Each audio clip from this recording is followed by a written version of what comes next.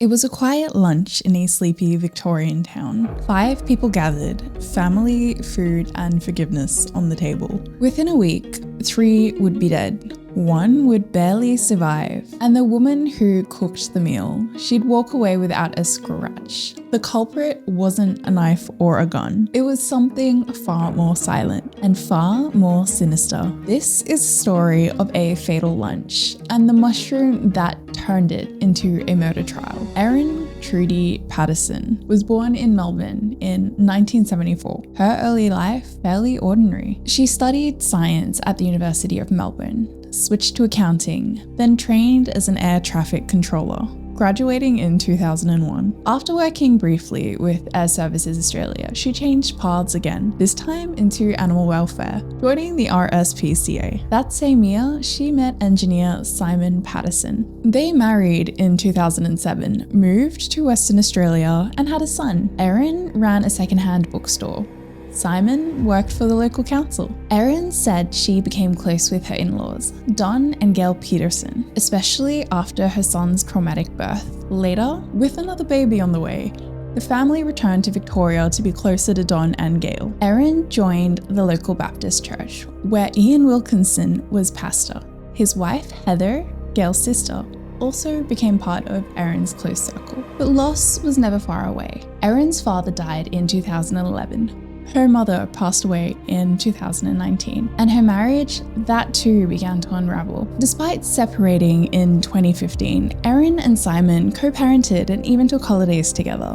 But in 2022, tensions resurfaced. Simon filed a tax return listing himself as single. According to Erin, this led to her losing government support payments. She claimed Simon was then advised to stop paying for the children's school and medical expenses. Simon later said it was a mistake, but Erin felt betrayed. Soon, her relationship with Don and Gail also soured. She began missing family events or leaving early. She said she was especially hurt by feeling like a last-minute invite to Gail's 70th birthday. By 2023, Erin was estranged from all of them until she invited them for lunch. On July 29th, Erin Patterson hosted a meal at her home in Leongatha. Her guests, Don and Gail Patterson, and Heather and Ian Wilkinson. Simon was invited too, but didn't attend. Erin said the kids were at the movies. Erin served beef Wellington, individually plated, but her plate, a different color. She claimed she'd simply run out of matching ones, but by the end of the week, hers was the only plate untouched by tragedy. By the next day, her 4 guests were violently ill, vomiting, cramps, sweating. They were rushed to hospital.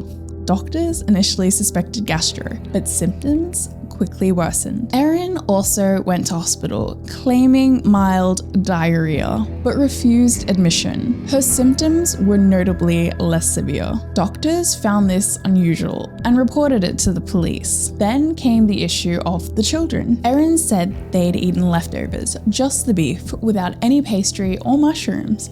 But when doctors suggested testing them, she reportedly hesitated. It raised more questions. 5 days after the lunch, Gail Patterson and Heather Wilkinson died. Don Patterson passed away the very next day, despite a liver transplant. Ian Wilkinson barely survived. After 7 weeks in hospital, he was released and soon after buried his wife. Toxicology confirmed the cause: Amanita phalloides, the death cap mushroom. Just one mushroom can kill.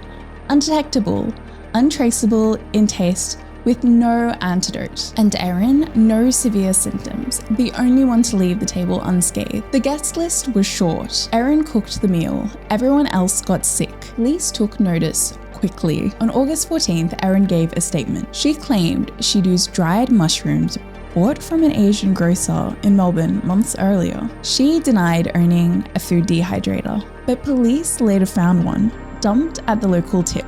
It was traced all the way back to Erin. She then admitted throwing it away, saying she panicked after people began pointing fingers. On November 3rd, 2023, Erin Patterson was charged with 3 counts of murder and 5 counts of attempted murder, 1 for each lunch guest, and 1 for her ex-husband, Simon Patterson. That last charge referred to a 2022 incident where Simon reportedly fell violently ill after eating a meal allegedly prepared by Erin. He was hospitalized with severe gastrointestinal symptoms. Those charges were later dropped and no confirmed poisoning has been proven. Erin pleaded not guilty and was denied bail. The trial was fast-tracked. The courtroom in Morwell was packed when the trial began on April 29, 2025. The prosecution alleged a calculated crime. They claimed Erin had faked a cancer diagnosis to gain sympathy and lure her relatives to lunch. Thus, she insisted on plating the food. She lied about being sick.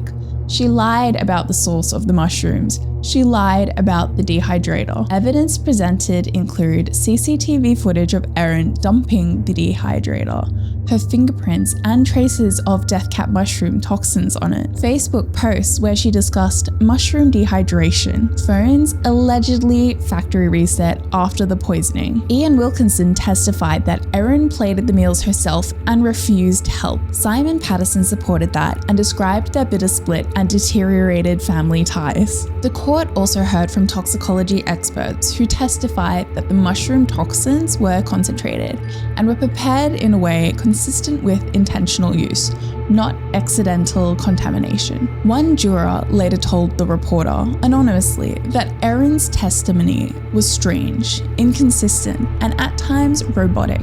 Others noted how calm she remained during the recounting of the victim's final days. When Erin finally took the stand, she admitted she had lied about the cancer, the mushrooms, even the dehydrator, but she insisted it wasn't murder, just panic.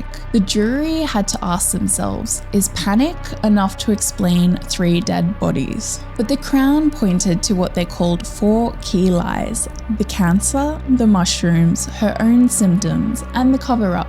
Lies they argued no innocent person would tell. After more than a week of deliberation, on July 7th, 2025, the jury delivered their verdict.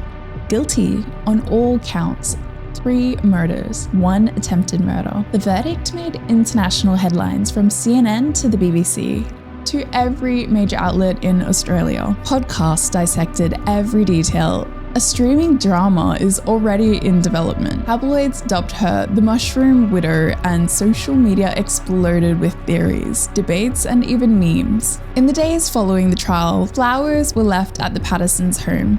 A local mural was painted in honor of the victims. Ian Wilkinson issued a public statement, thanking the community for their support and asking for privacy as he begins a long process of healing. And Erin Patterson, who claimed she just wanted to reconnect over lunch, now faces life in prison. Her sentencing is pending. While in custody at the Dame Phyllis Frost Centre, Erin continued to make headlines. One inmate claimed guards discovered 2 bottles of mayonnaise and a chemistry book in Erin's cell, and that another prisoner had fallen ill after allegedly eating food Erin had handled. Erin was quietly moved to another unit. The Department of Justice later said there were no confirmed poisonings and no contaminated food was ever found, but the whispers only added fuel to an already sensational case. A quiet lunch, 5 plates, 1 different, 1 untouched by tragedy. Erin Patterson says it was all a terrible mix-up, a mistake, but what kind of mistake includes fake cancer,